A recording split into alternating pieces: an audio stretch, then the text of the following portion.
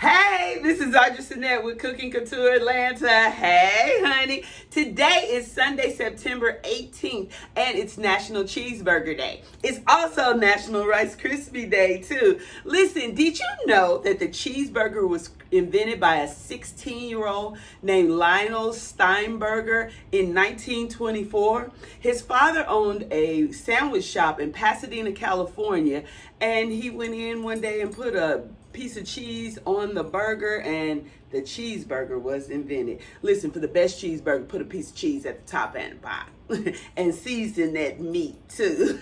Listen, Rice Krispie treats. There's an amazing recipe on the back of the box. Always put extra butter. That was my secret. Rice Krispie treats are marshmallows, butter, use real butter, and don't get off-brand marshmallows, and don't get off-brand Rice Krispie treats. That ain't right. Use Kellogg's. Listen, they also make the very best edibles. That's where I'm at right now in my life. Listen, did you know all that?